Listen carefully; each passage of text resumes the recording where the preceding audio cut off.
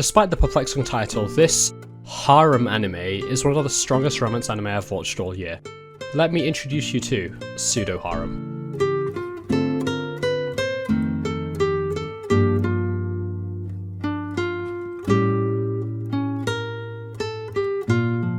More romance anime, hooray! Pseudo Harem was a series that I stumbled across recently after seeing a clip of it on Twitter or YouTube or something.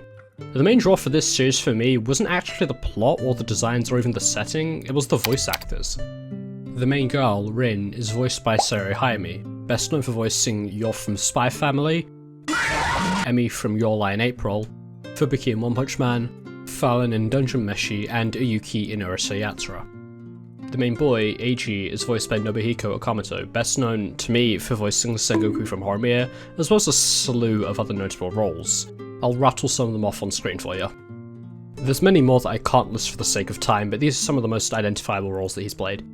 Oh, yeah, right, and Bakugo from Mid-Hero Academia, I guess. I love both these voice actors so much that I knew I had to watch the series. And of course, with it being a classic high school rom-com, it was more than fitting with my obvious interests.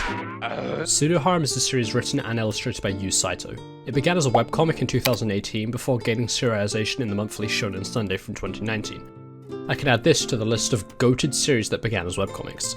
The anime recently finished airing this year and was produced by Nomad Inc. The series has attracted praise for many aspects that I'm going to talk about later, but it did place 7th in the print category of the Next Manga Awards in 2019, which, for a series that only just got announced for serialization, is kind of insane. The series follows a pretty traditional romance format. A first-year high school girl runs into a second-year boy, and the two hit it off, becoming good friends through the school's acting club. We follow the two goofing around for a couple episodes and really establishing that dynamic of the goofy but still mature upperclassman and the wide-eyed, highly skilled junior.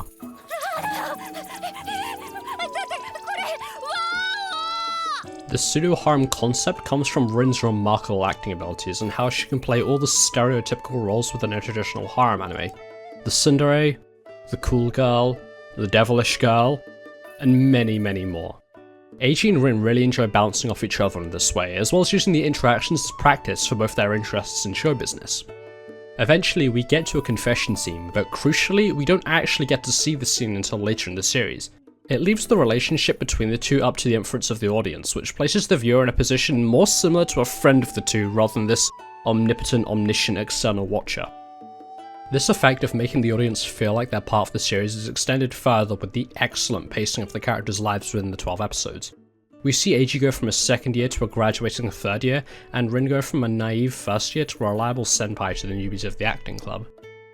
We also get a pseudo ending that amps up the feeling of finality that Eiji's graduation would have on his friends at the school, although this only happens halfway through the anime.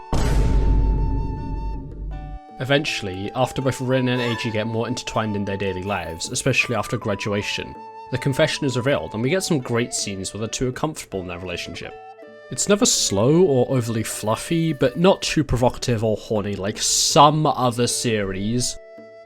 The anime ends with an actual ending where we see Rin and Eiji getting married after a time skip. I love seeing characters I get invested in finally get their deserved happy ending.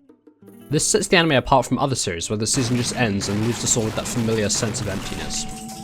In episode 11, Rin decides to play her different harem roles for the entirety of her date with Eiji because she doesn't want those aspects of her personality to get disregarded by him.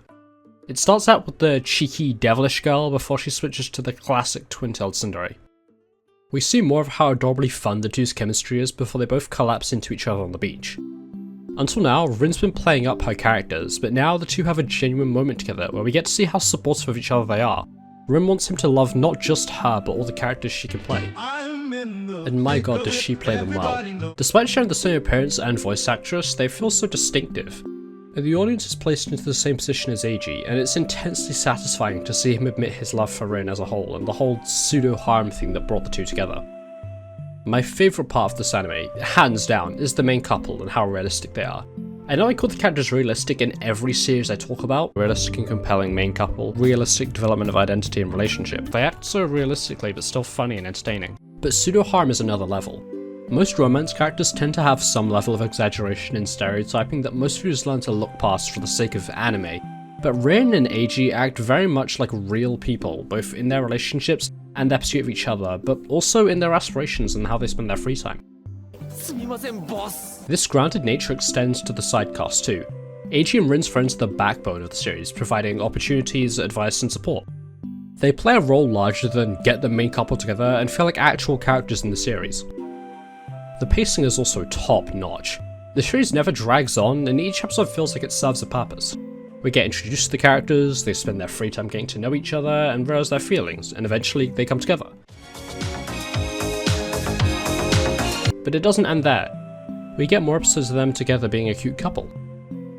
Of course, I can't not mention the voice acting. Eiji is great because he really talks and acts like a real friend would. He's silly, witty, but still has a mature streak to him that sets him apart from the typical quiet, average, shy romance protagonist. But undoubtedly the star of the show is Rin. Saori Hayami outdoes herself here. Normally she's known for her soft, warm and comforting voice, but she really puts her all into making each mannerism for each Harem character feel distinct and palpable, without ever straying too far from the baseline of Rin. The only complaints I can muster up for this series is just how vanilla it can feel because of the very safe nature of the series. There's no real spice or sauce, just a really well cooked meal.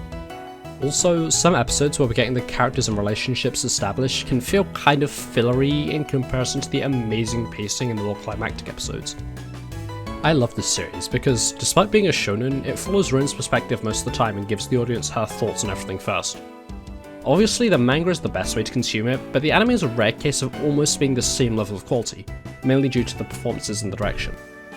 I mean, just look at this scene. It's absolute cinema.